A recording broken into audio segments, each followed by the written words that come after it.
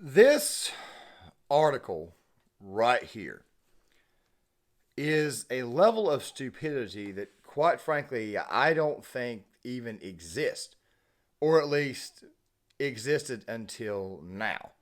As a matter of fact, it sounds like some good old fashioned suburban white girl crap.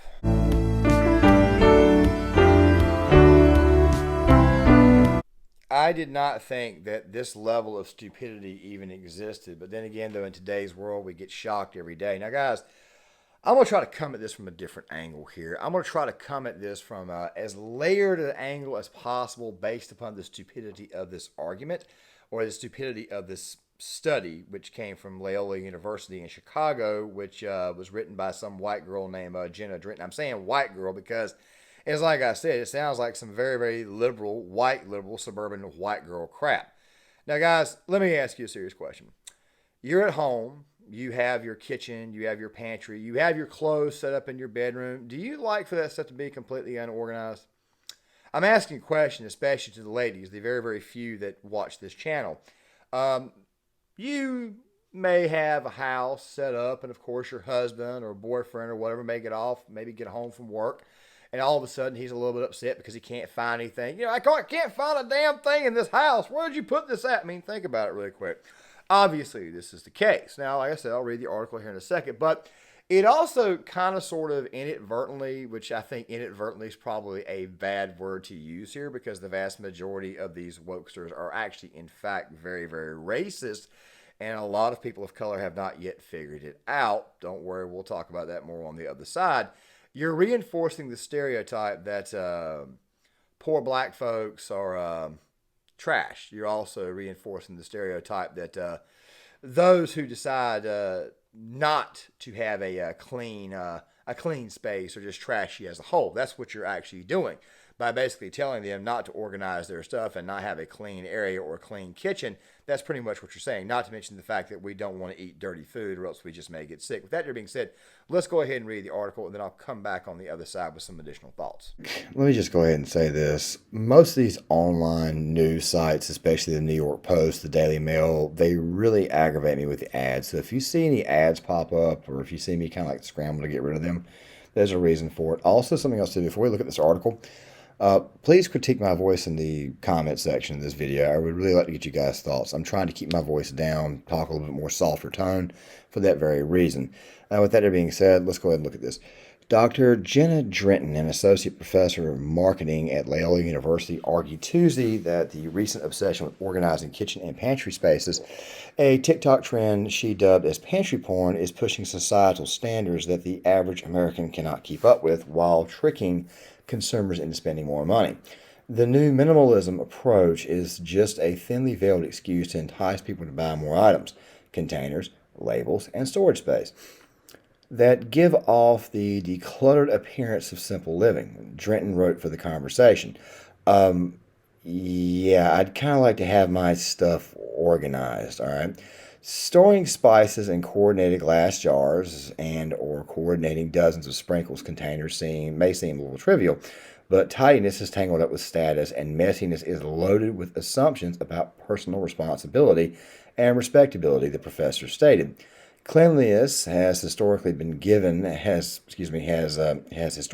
used as a cultural gatekeeping mechanism to reinforce status distinctions based upon vague understanding of niceness.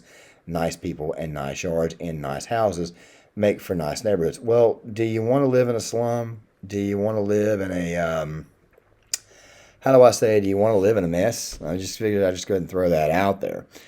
Let's see what else. So what lies beneath the surface is the anti-messiness, pro-niceness stance pro-niceness stance is a history of classist, racist, sexual, social structures.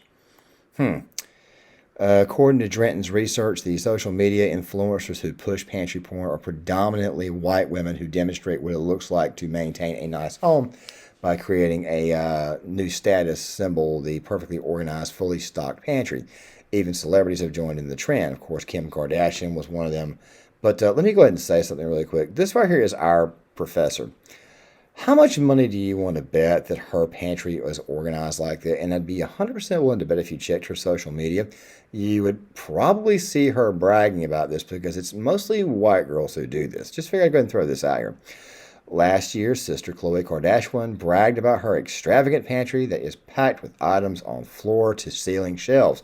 Photos show most of the items, pastas, fig Newtons, and goldfish, and are stored in glass containers while other plastic wrapped foods are stowed in wicker baskets. Now, guys, my kitchen is relatively organized. Okay, then again, I don't really have a whole lot of space. I've got to do the best I can with what I have. But do you want your stuff cluttered? Do you want it disorganized? You see, people have got to cook.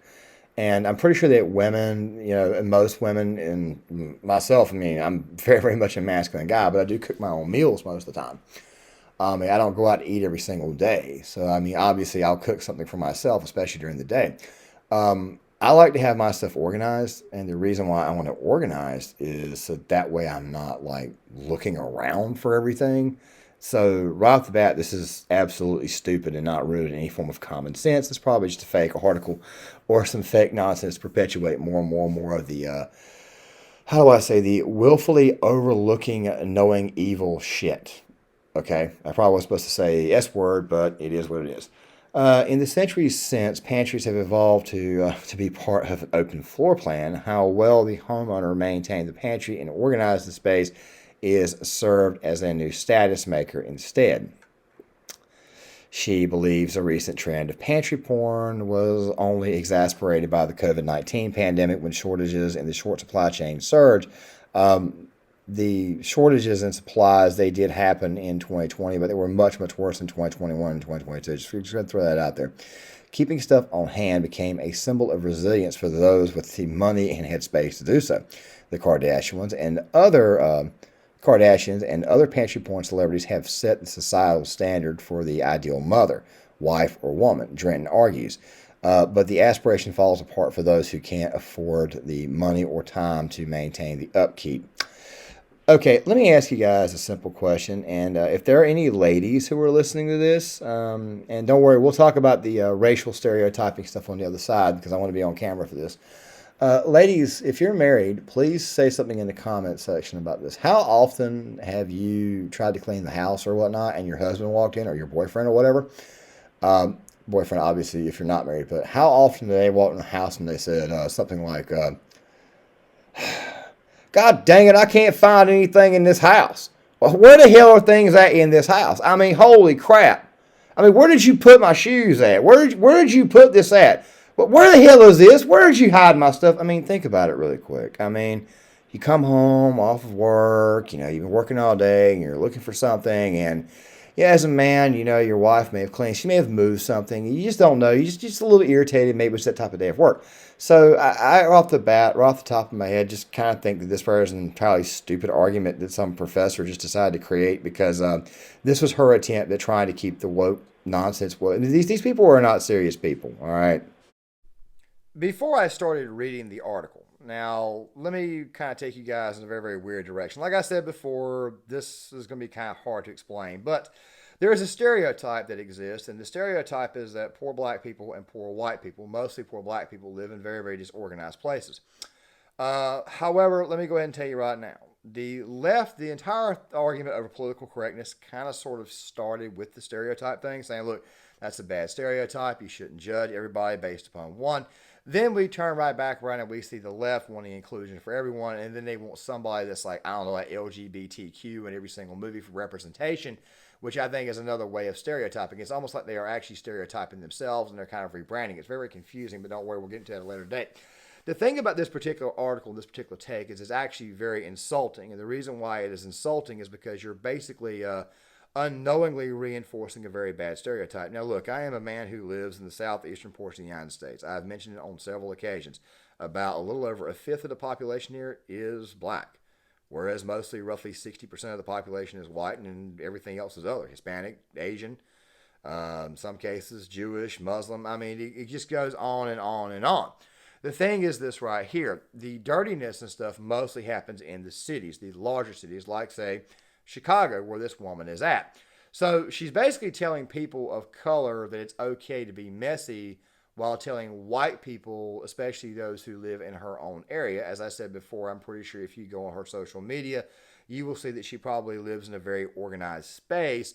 She's basically telling white people that they are racist and they are snooty as hell for having clean spaces. Well, let me ask you a question. Now, I mentioned this earlier. Do you want unclean meat? Do you want unclean food? Do you want an unclean refrigerator? You organize things so that way it's easier for you to get to said item, okay? If you guys are kind of picking up on what I'm saying. We used to have this little discussion when I was in the Marine Corps about how it was that we were going to organize the tools in the tank, because M1A1 tank operators, they have to do their own maintenance, or at least their own first echelon maintenance. I was a driver during my first deployment. I was made a loader after a couple of months because, quite frankly, I sucked at my job. I was horrible at driving. As a matter of fact, I had a tank driver's license before I had an actual driver's license. I think my driver's license was 2021. Very, very weird story. I may explain that one day. But the thing is this right here. We used to have this argument about the tools. How do we organize the tools? And after a while, you said, look, man, just carry the whole tool bag down there. You know what the hell is in there. Still, though, it still made it a bit of a pain in the ass. However, sometimes organization can be a bit of a pain in the ass, but you would much rather have things organized so that way everything is not a cluttered mess.